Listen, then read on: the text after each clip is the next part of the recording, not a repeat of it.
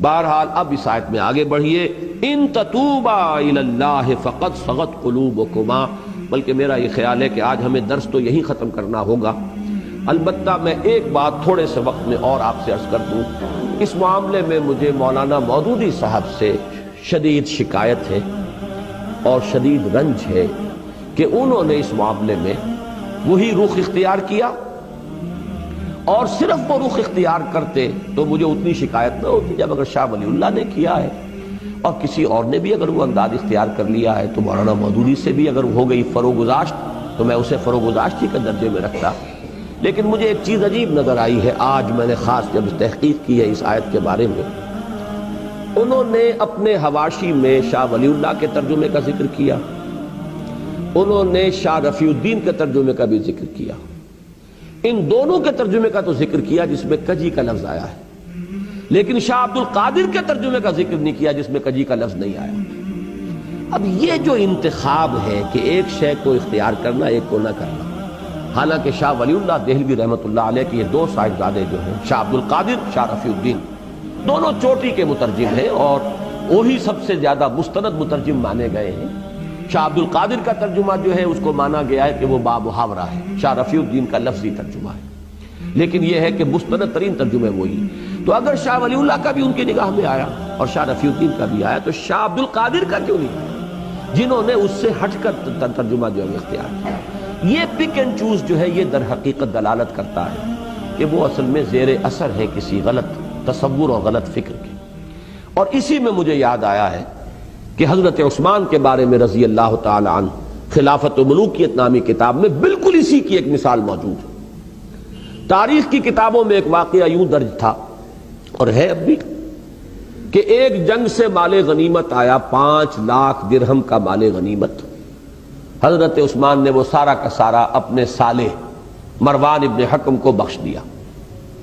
بس یہ واقعہ آ گیا، ہبہ کر دی۔ اب صرف اس واقعے کو درج کرنے کا مطلب کیا ہے؟ حضرت عثمان نے خیانت کی، وہ مال غنیمت ان کی جاگیر تو نہیں تھا، وہ تو مال جو ہے مسلمانوں کا ہے، 1/5 حصہ اس کا بیت المال میں جائے گا، 4/5 حصہ جو ہے وہ غنیمت کا تقسیم ہوگا مجاہدین میں، یا اگر 1/5 حصہ ہی وہ آیا تھا، 4/5 حصہ وہاں تقسیم ہو چکا تھا، یہ 1/5 تھا تو یہ بیت المال کی ملکیت تھا، حضرت عثمان کی ذاتی ملکیت تو نہیں تھا۔ 5 لاکھ اگر 1/5 تھا تو گویا کہ 25 لاکھ کی تھی وہ، جس میں سے 20 لاکھ وہاں تقسیم ہو چکا، 5 لاکھ آیا تو یہ بیت المال کی ملکیت ہے۔ یہ اپنے کسی رشتہ دار کو، اور رشتہ داروں میں بھی جو سالہ ہو، سالار جنگ جو ویسے بھی ایک بدنام رشتہ ہے دنیا میں، آج بھی اس کے ساتھ جو ہے طرح طرح کی نسبتیں ہیں، اس کو بخش دیا تو معلوم ہوا کہ وہ تو گویا کہ اس روایت ہی کو سامنے رکھا جائے تو وہ تو ایک عام انسان کی سطح پر آ گیا، عام دنیا دار انسان ہے۔ کون؟ ذو النورین خلیفہ ثالث، چوٹی کے صحابہ میں سے۔ اب یہ واقعہ انہوں نے دلیل یہ دے دی کہ صاحب یہ تو کتابوں میں نے کوئی اپنے گھر سے تو نہیں گھڑا ہے، یہ تو تاریخ کی کتابوں میں واقعہ ہے۔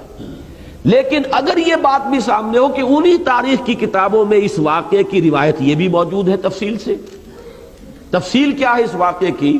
کہ جب وہ مال غنیمت آیا، وہ مال غنیمت ہوتا تھا اجناس کی صورت میں، چیزوں کی صورت میں، وہ کوئی نقد تو نہیں ہوتا تھا۔ حضرت عثمان نے مجلس شورا سے اجازت لے کر وہ سارا مال 5 لاکھ میں خرید لیا، 5 لاکھ بیت المال میں داخل کر دیے، اپنی ذاتی جیب سے اس مال کو خرید لیا، وہ بھی اجازت سے، اصحاب شورا کی اجازت سے، کہ بجائے اس کے کہ یہ سارا مال جو ہے بیت المال کے اندر اس طرح جمع کیا جائے، نقد میں 5 لاکھ میں یہ مال اگر آپ اجازت دیں تو میں لے لیتا ہوں، 5 لاکھ بیت المال میں داخل ہو جائیں گے، یہ مال اب آپ کی ذاتی ملکیت ہے، اب آپ جسے چاہیں ہبہ کریں، کسی کو دے دیں، کسی کو کوئی اعتراض نہیں۔ یہ تفصیل بھی اگر موجود ہو تاریخ کی کتاب میں، پھر ایک شخص اس واقعے کو جو ہے مجمل بیان کرتا ہے تو معلوم ہوتا ہے کہ یہاں کوئی نہ کوئی نقطہ نظر کی کجی ہے، کوئی ٹیڑھ ہے، کوئی اپنی سوچ کے اندر جو ہے وہ غلطی جو ہے وہ پیدا ہو چکی ہے۔ تو یہ ہے اصل میں وہ بات جس کی مجھے ایک اور جو ثبوت ہے وہ آج ملا ہے کہ اس میں ترجمے جو اس ترجمے کی تائید کرنے والے ہیں کہ دل کج ہو گئے تمہارے، توبہ کرو اللہ کی جناب میں، تمہارے دل ٹیڑھے ہو گئے، راہ حق سے ہٹ گئے، تو وہ ترجمے تو انہوں نے بیان کر دیے، شاہ ولی اللہ کا بھی اور شاہ رفیع الدین کا بھی، لیکن شاہ عبد القادر کا ترجمہ بیان نہیں کر رہے۔ تو یہ میرے نزدیک در حقیقت اس میں جیسا کہ میں نے عرض کیا، میں دوبارہ وہ الفاظ دہرانا نہیں چاہتا، جو ہمارے بعض اکابر کو، مولانا مدنی رحمہ اللہ کو بہت پہلے یہ شک ہو گیا تھا اور انہوں نے اس کا اظہار کیا تھا کہ ان کے مزاج کے اندر صحابہ کرام سے اور بزرگوں سے اور اسلاف سے جو ہے ایک گستاخی کا رجحان پایا جاتا ہے۔ اس وقت تک یہ چیزیں اس طرح کی واضح طور پہ سامنے نہیں آئی تھی، لیکن ہوتے اہل اللہ کے جو کسی چیز کو بھانپ لیتے ہیں، کسی چیز کا اندازہ انہیں کسی کے انداز سے ہو جاتا ہے۔ تو اس قسم کا واقعہ یہ ہے کہ خلافت و ملوکیت تو خیر اس کی بہت ہی بڑی مثال ہے، لیکن ایک مثال مجھے آج ملی ہے اس ترجمے کے اندر کہ سارے ترجمے دلائل کے اندر سابقہ جو ہے انہوں نے کوٹ کر دیے، لیکن یہ کہ شاہ عبد القادر موضح القرآن، یوں سمجھیے کہ اردو زبان کی پہلی تفسیر، پہلے تفسیری حواشی شاہ عبد القادر رحمہ اللہ،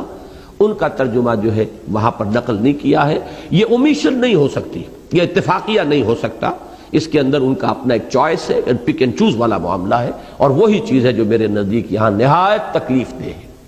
تو بس آج اس پر ہم اپنا درس ختم کر رہے ہیں۔ ان تتوبا الیہ فقد صغت قلوبکما، اگر تم دونوں اللہ کی جناب میں بصراحت اپنی خطا کا اعتراف کرتے ہوئے توبہ کرو تو یہی تمہارے شایان شان ہے، اور تمہارے دل تو اس طرف مائل ہو ہی چکے ہیں۔ بارک اللہ لی ولکم فی القرآن العظیم ونفعنی وإیاکم بالآیات والذکر الحکیم۔